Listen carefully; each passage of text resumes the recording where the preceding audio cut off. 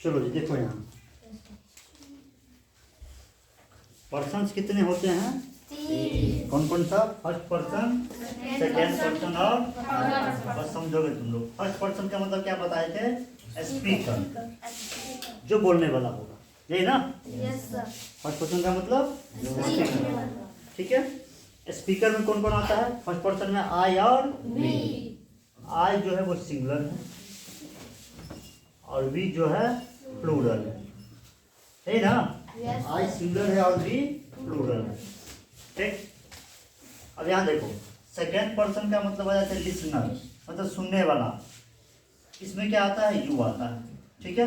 अच्छा यू जो है सिंगुलर भी है और यू प्लूरल भी है। ठीक है। यू क्या है? सिंगुलर भी है और यू प्लूरल भी है।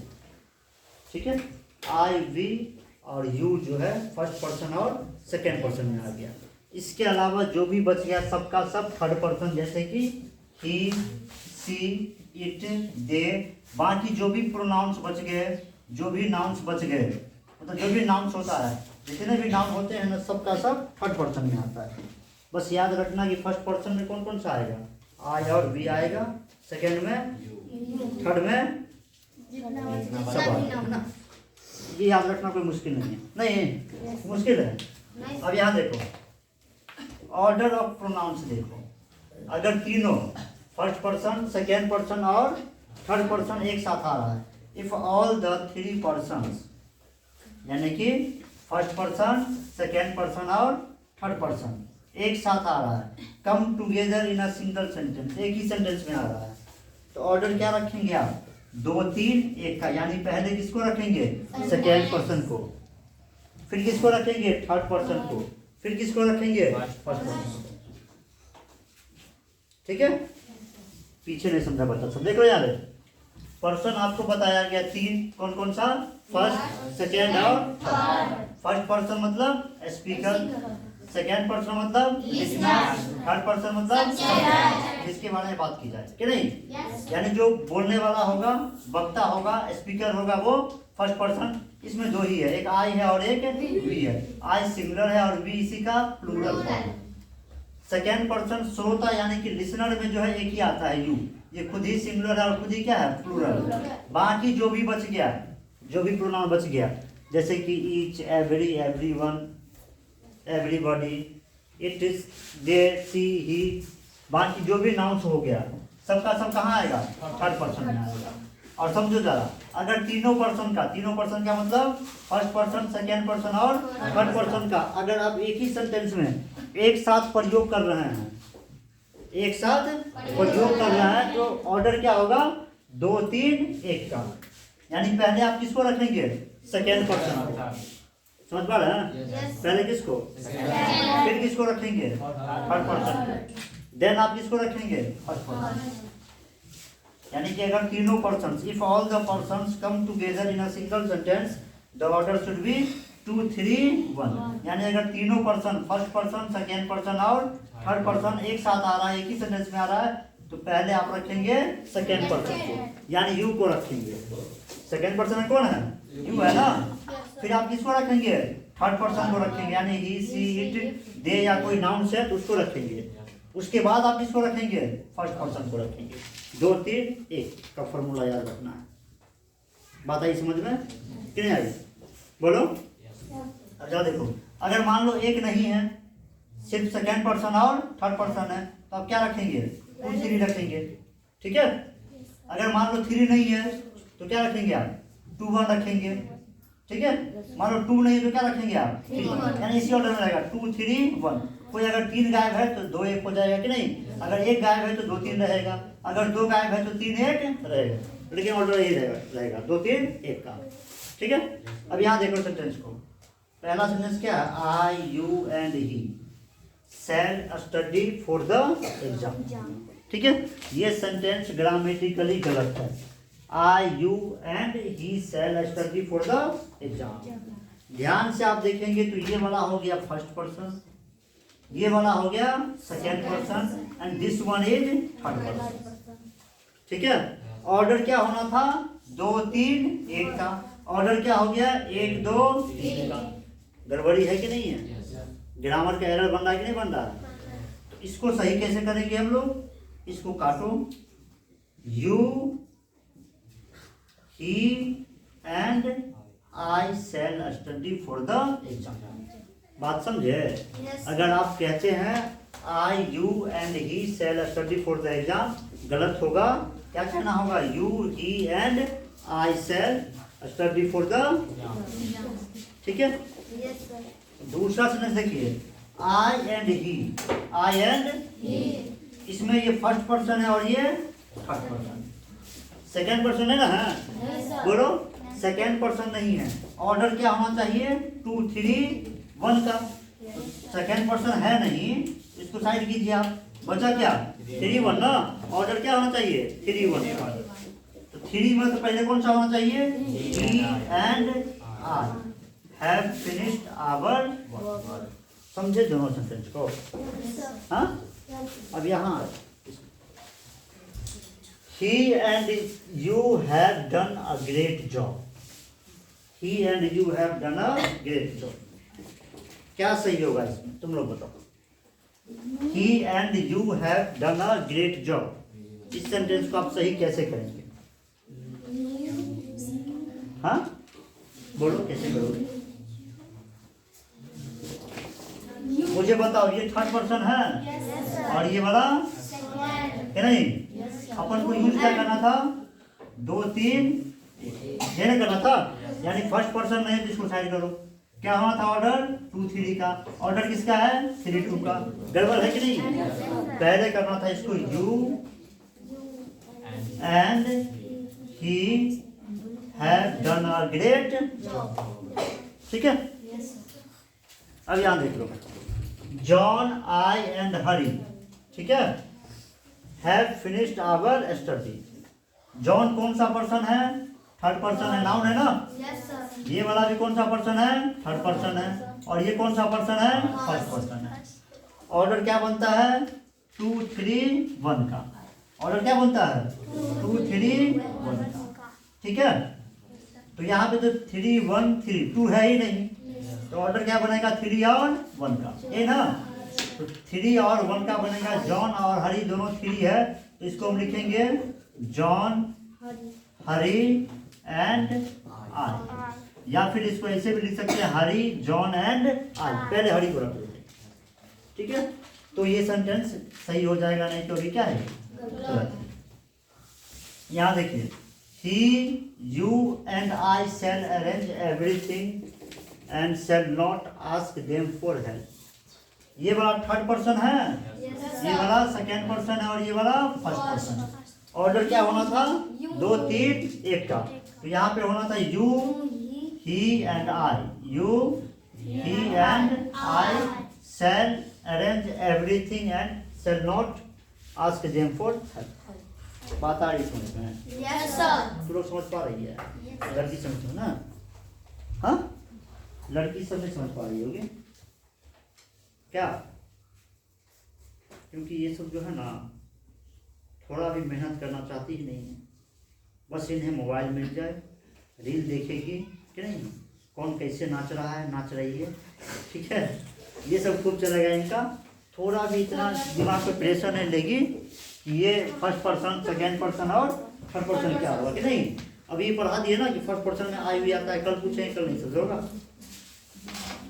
चलो यहाँ देख लो, you I and he are going, ये कौन सा पर्सन है? सेकेंड। ये वाला और ये वाला। ऑर्डर क्या होना था? 2 3 1 का ना। ऑर्डर हो गया 2 1 3। तो you he and I are, ठीक है। यहाँ देखिए, ही आई सी एंड दे। बस शांत रहना जरूर। देखो ये कौन सा पर्सन? Third person. ये वाला फर्स्ट पर्सन, ये वाला थर्ड पर्सन, ये वाला फर्स्ट पर्सन, यही ना। सेकेंड पर्सन तो इसमें है नहीं, तो पहले किसको अरेंज करना है अपन को? Third person. ये भी तो थर्ड है ना, थर्ड है ना। इसको रखते हैं ही सी दे and I. He C they and I, तभी ऑर्डर बनेगा, ठीक है। नेक्स्ट सेंटेंस है आई, यानी कि ये फर्स्ट पर्सन, ठीक है। योर ब्रदर, ब्रदर एक नाउन है थर्ड पर्सन, और ये यू यानी कि सेकेंड पर्सन, ठीक है। ऑर्डर क्या बना दिया 132 का, ऑर्डर कितना बना था 231 का, 2 3 1 ना, 2 3 तो पहले हम यू को रखेंगे, उसके बाद योर ब्रदर को रखेंगे, your brother, then you, your brother and I will be partners in the business, ठीक है। समझ आ रही है? चलो इसको देख लो। I and my parents, I तो हो गया फर्स्ट पर्सन और ये हो गया थर्ड पर्सन, सेकेंड पर्सन इसमें है ही नहीं, ठीक है। तो पहले किसको रखे थर्ड पर्सन को ना, my parents and I live together, together का मतलब होता है एक साथ, क्या होता है एक साथ, ठीक है। जैसे Ram and Shyam are playing together, Ram और श्याम साथ में खेल रहे हैं, नहीं। यहाँ देखिए I and him are very good friends, सबसे पहले तो ये वर्ब है, वर्ब से पहले सब्जेक्ट आता है ना, तो हिम किसी भी तरीके से लॉजिकल नहीं होगा, ही होगा, समझे। मी टीच यू गलत, आई टीच यू, समझ पा रहे ना। सब्जेक्ट को हमेशा किस में रखते हैं, सब्जेक्टिव केस में। ही इज माई टीचर, ना कि him is my teacher. You and I are friends, ना कि यू एंड मी। सब्जेक्ट को किस में रखोगे हमेशा, सब्जेक्टिव केस में ना। ये वर्ब से पहले क्या होगा, सब्जेक्ट होगा ना, तो यहाँ पे ही होगा ना कि हिम होगा। अब देखो ये फर्स्ट पर्सन है और ये कौन सा है, थर्ड पर्सन है। ऑर्डर गलत हो रहा है कि नहीं हो रहा है, पहले हमें ही को रखना होगा, he and I are very good friend, ठीक। अब इसको देखो सीता, सीता सब्जेक्ट है, हेल्प्ड मी एंड यू, देखिए ध्यान से, मी जो है आई का ऑब्जेक्टिव केस है, ये वर्ब है ना, ये क्या है वर्ब है। वर्ब के बाद क्या चाहिए अपन को, ऑब्जेक्ट चाहिए। देखो ये आई का मी है, अच्छा यू का क्या होता है, ऑब्जेक्टिव केस भी यू ही होता है, तो ये ऑब्जेक्टिव केस में कोई दिक्कत नहीं है, आई का मी का प्रयोग हुआ है, यहाँ पे यू का यू है। दिक्कत क्या है, तो ये फर्स्ट पर्सन है और ये सेकेंड पर्सन।